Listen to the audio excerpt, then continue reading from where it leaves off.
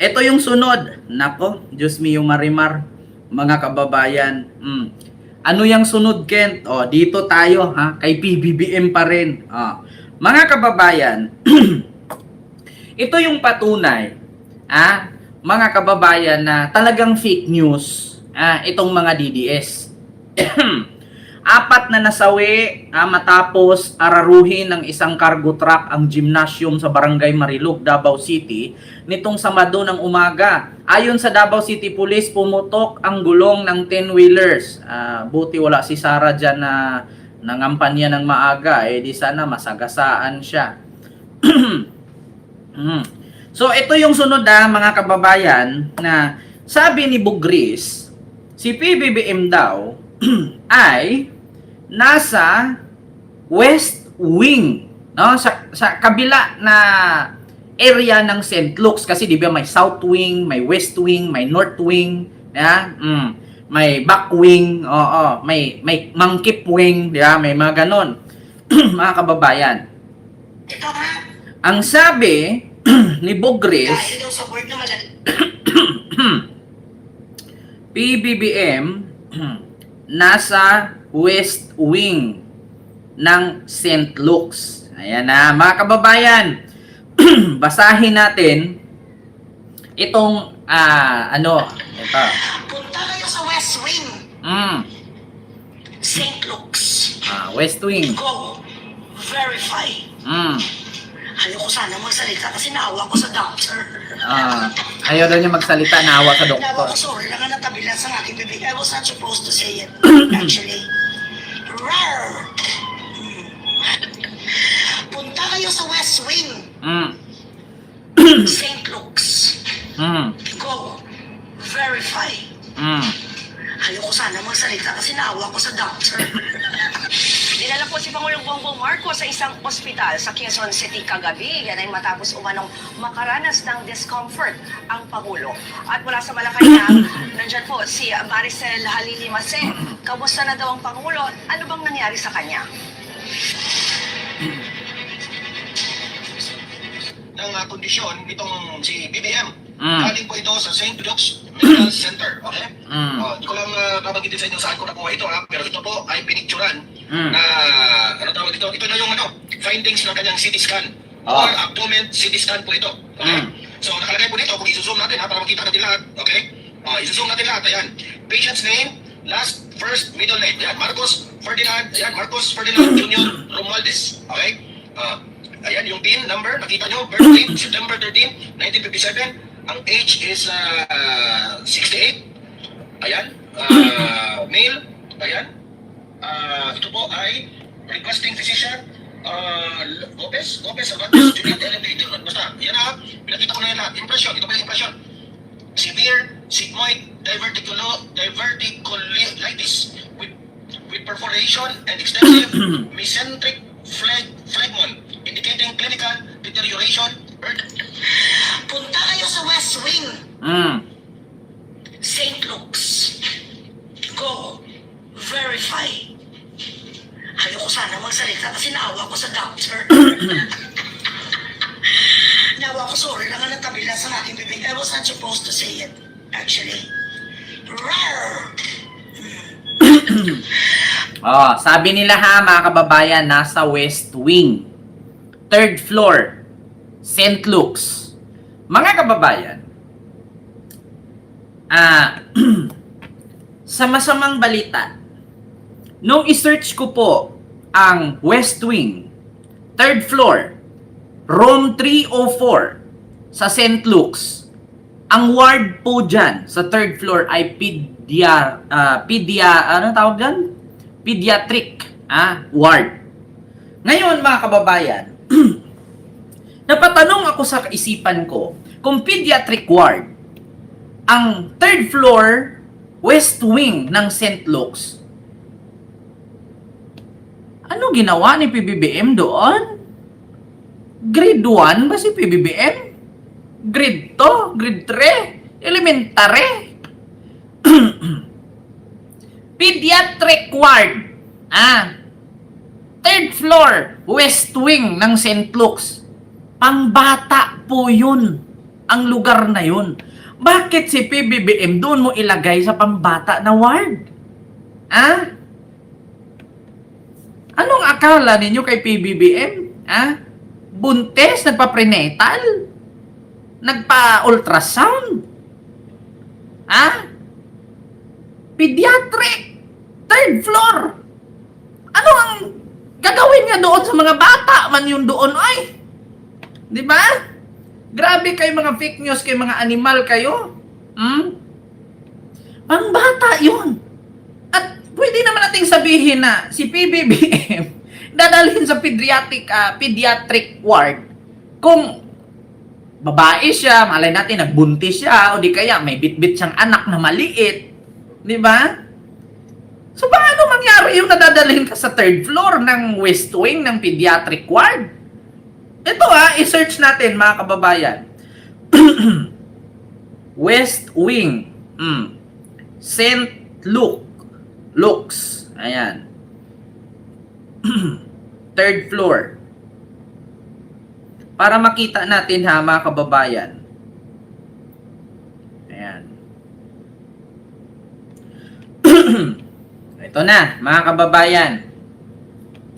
Ito, basahin ko na-search ko. Based on social media reports, referencing St. Luke's Medical Center in Quezon City, West Wing, the third floor house room 304, General Ward at St. Luke's typically offer 4-bed accommodation is advisable to verify specific unit assignment with hospital staff as room layouts can change. So, St. Luke's Medical Center, West Wing, 3rd floor, room 304, specific patient location. Please check the hospital information desk to consult the admission guide. So, ito na, mga kababayan. Nakalagay po dito, West Wing, room 304, pediatric ward. Ngayon mga kababayan, paano mangyari na si PBBM ilagay nyo wait lang mga kababayan. Paano mangyari na ilagay mo siya sa pang-apatang kwarto na pangbata? Ayan 4-bed ward, pediatric ward, 3rd floor. West Wing. Ayan hospital pangbata. Kung ikaw presidente, ba't ayaw mong kumuha ng private room? Kita ninyo? Kung hindi ba naman kayo tanga? Pediatric ward room section can accommodate 4 patients in air-conditioned room. Patients are assured of the strictest standards in hygiene and cleanliness undertaken by hospital staff. Kita ninyo mga kababayan, West Wing, St. Luke's, 4-bed ward, pediatric ward, 4-bed, essential and quality care. Ayan Utangin lang bakit mo ilalagay si PBBM dyan? Isang tao lang na hospital, 4 ang kama. Sa 4 silang i-confine? Kasama na ang bodyguard? Kita mo yan, West Wing? May paturo-turo pa ang mga animal. Diba? May paturo-turo pa ang mga animal at sabihin pa nila na puntahan daw ang West Wing, 3rd floor sa St. Luke's, para makita daw at para ma-verified. Tapos ending, ang West Wing, ito mga kababayan, ito pa, isang patunay. Mga kababayan, West Wing, asan na ba yun? Ito. Saan na ba yung punyetang na yan? Ayan West Wing, St. Luke's, Pediatric Ward. Kasi mga kababayan, lalabas po dyan, Ayan dedicated pediatric unit for patient, Quezon City 3rd floor West Wing. Ayan mga kababayan. Ipabasa ko po sa inyo ng ayos. Ito, ibaliktad natin para malaman po ninyo kung gaano ka fake news itong mga DDS. Ayan ha. Basahin ninyo. Third floor, West Wing at St. Luke's Medical Center, Quezon City is a dedicated pediatric unit for inpatient. Is a part of Institute of Pediatrics and Child Health. Providing comprehensive care, the facility provide a home-like environment to help children feel comfortable with special staff. Location, West Wing, 3rd floor, Quezon City. Emergency, Pediatric Emergency Care Unit, available. Kita nyo yan? West Wing, 3rd floor, St. Luke's Medical Center. Pediatric unit yan. Mga syunga. Mga bobong nila lang. Ay, Diyos ko, iwan ko sa inyo mga DDS. Anong napasok sa isipan ninyo na kayo-kayo na lang mga tanga-tanga, nag-uutuan? Nabasa nyo lang na sinabi ni Bugris, naniwala naman kayo. Nabasa at napanood nyo lang na sinabi ni Guanzon, sinir ni Tio Moreno, sinir ni Jason Sa, sinir ni Kati Binag, sinir ng mga vloggers. Aba, nagpaniwala din ang mga tanga-tangang DDS? Bakit hindi nyo subukang i-search yan? Anong gagawin ni PBBM doon sa kwarto ng mga bata? Pediatric ward yan. Mga inutil, to mga hayop na to, ginawa niyong si PBBM sanggol. Diba? Tanga-tanga. Tapos sabi ni Bugris, mga kababayan, eto na nga ang sabi ni Bugris. Bakit daw siya ang sisihin? Ito, nakuha ko mga kababayan, yung sinabi niya kanina. Ito ha, tignan ninyo mga kababayan. Sabi ni Bugres, ayan. Mga kababayan, ito na si Bugres, hugas kamay na. Anong sabi niya? Bugres, hugas kamay. Bakit ako ang kakasuhan? Nabasa ko lang sa GC namin na may cancer daw si Marcos. Malay ko bang hindi pala totoo? Di ba? Kita niyo mga kababayan? Yan na ang sabi ni Bugres. Malay ba daw niya na may cancer si PBBM, nabasa lang naman daw niya sa GC? Bakit daw siya ang kasuhan? Tanga-tanga lang din, no? Kapag DDS ka nga naman, tanga ka talaga kapag DDS ka. Alam mo ba, ito ha, sa mga DDS, lalong-lalo na sa mga friend ko sa Facebook, mga animal. Wala akong pinangalanan, pero kung friend kita sa Facebook, tapos DDS ka, bahala ka maglumpasay ka sa galit sa akin. Once na mag-share ka ng peke, alam mo ng peke, sinare mo pa. Alam mo bang madadamay ka? Sa mga DDS na friend ko sa Facebook, lalong-lalo na sa mga matatanda na walang pinagkatandaan, ulitin ko, bago kayo mag-share ng mga ganyang informasyon, na halimbawa, si PBBM daw na hospital, namatay, may stage 4 cancer, do you think hindi namin ibabalita yan? Hindi namin isi-share yan sa inyo? Do you think hindi yan ilalagay sa social media? Do you think hindi yan ibabalita sa ABS, TV5, GMA, News 5? Hindi nyo ba yan alam, mga DDS? Kung sakali man na namatay yung tao, ibabalita yan. Bakit naman namin pagtatakpan? Ano bang gagawin namin pagtatakip yan kung namatay na? Di ba? Tapos kayo naman, yung mga DDS, hindi nyo nire-research kung yun bang sinare ninyo ay hindi fake news? Kita nyo? Si Bugris, nagbe-base lang sa GC, sa group chat. Tapos ito naman mga DDS, kasi nga, Queen of Revelation daw di umano, binansagan yung sarili niya Queen of Revelation, naniwala na may mga bobong DDS. Tanungin ko kayo mga DDS, naniwala kayo kay Bugris, saan ba si Bugris kukuha ng sapat na intelligence? Sapat na information? Samantalang nasa Dubai siya. At bakit si Bugris makakuha ng ganyang information na hospital, may cancer, namatay, nilagay sa freezer, di ba? Wala naman siya sa Pilipinas. Hindi pa ba kayo nagtanda kay Maharlika? Si Maharlika nga, ayon sa aking puting bubuet, ayon sa aking puting ahas. Putang inang puting ahas na yan, ngayon itim na, hanggang ngayon wala pa rin nagkakatotoo sa kanyang mga revelasyon. Hindi pa ba kayo nagsawa kay Maharlika? Yung revelasyon ni Maharlika ng revelasyon. Hindi pa ba kayo nagsawa?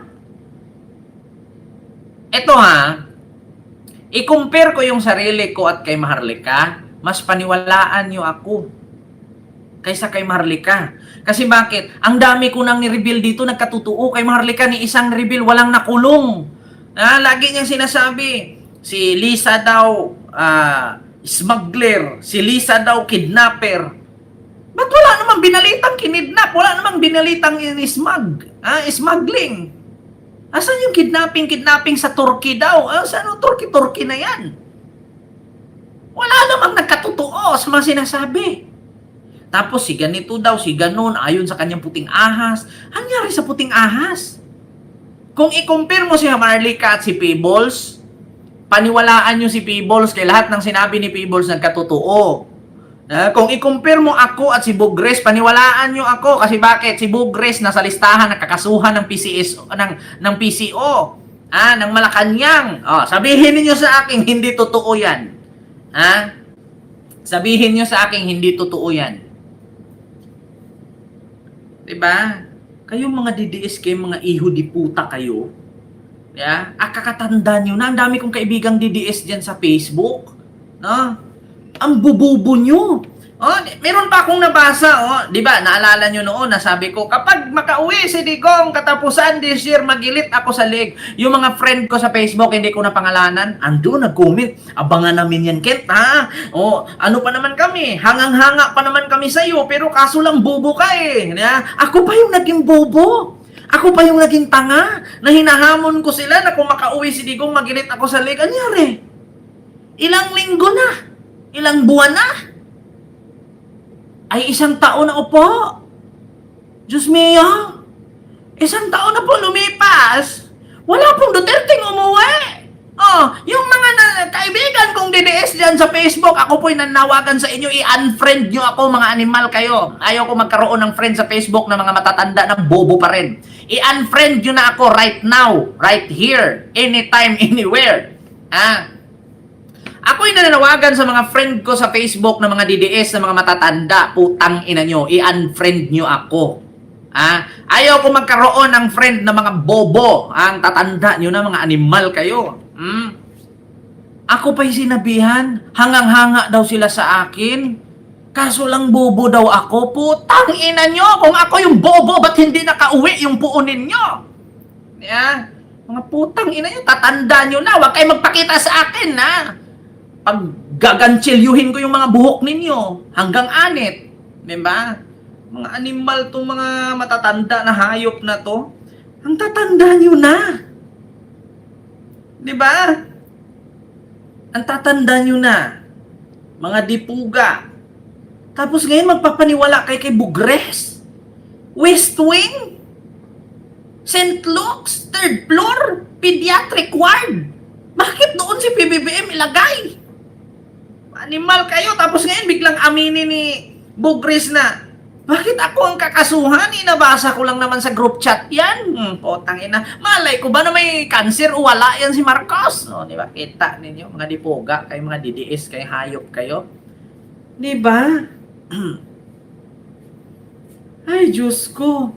Bakit kaya, ito ha, isa lang sasabihin ko sa mga kaibigan kong DDS, lalo sa Facebook, yung mga DDS na nood sa akin. Kung ako fake news, isa lang simple lang, kung ako fake news, ba't hindi ako pinatawag sa Quadcom? Kung ako fake news at ako bobo, bakit lahat ng sinasabi ko nagkatotoo? Di ba?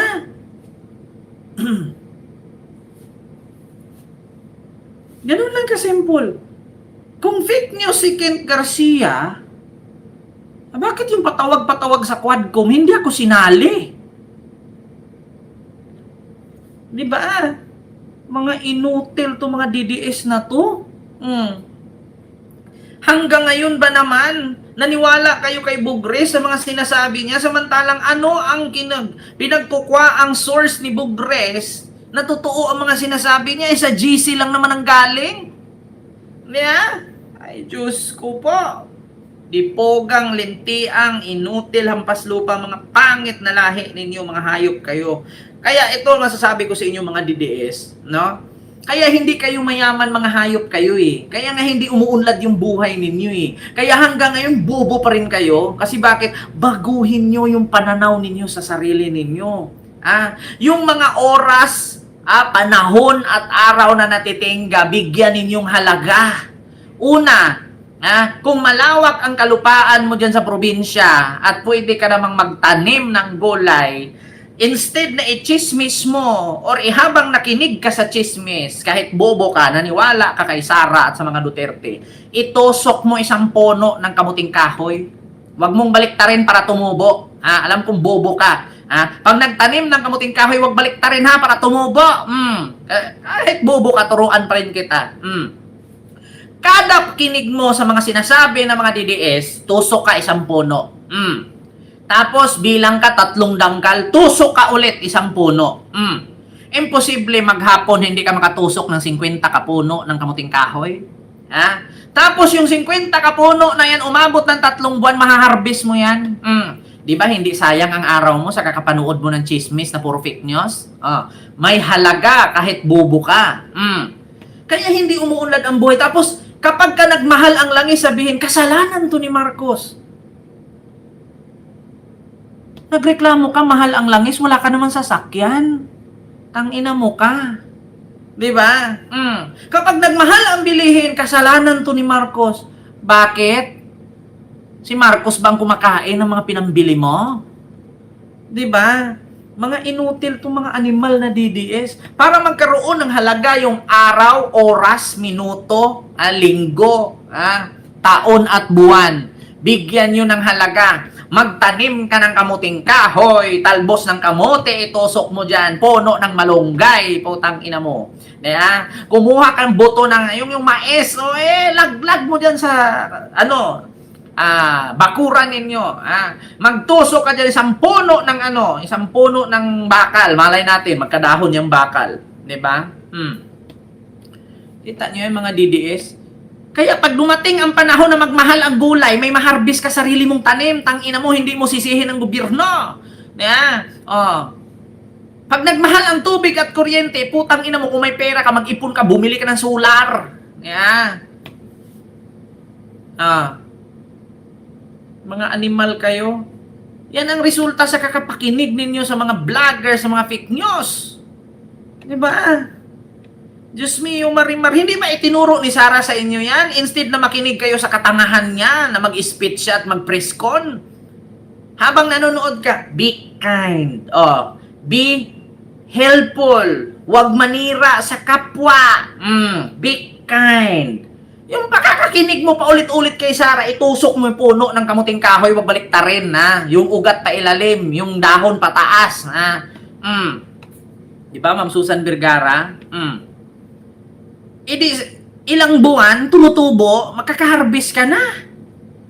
Diyos ko naman. Kaya pagdating ng panahon na tumaas ang presyo ng bilihin, wala kang poproblemahin kaya mamahaharbis ka sarili mong tanim. Kung meron ka naman dyang terrace or balkonahe, kumuha ka ng mga balde, ng mga luma, dyan mga tabo, mga lata ng sardinas, lagyan mo lupa, budburan mo ng buto ng litos, budburan mo buto ng atsal, pichay, sili. Abot yan isang linggo pag nanahon yan, putang ina, may sili ka na. Kaysa sa kakakinig ka na, para iwasan ang paggamit ng enerhiya, iwasan gumamit ng carpooling, bisikleta. Anong napapala mo doon? Diba? Anong napapala sa kakapanood mong bilatsyang iloy ni Bugres? At puting ahas ni Marlika? Putang inang yan. Diyos mio, Marimar, diba? Sir Lito Braga at kay Pulong Siyutman. Oo, diba? Nanay Minda. Yun po yun.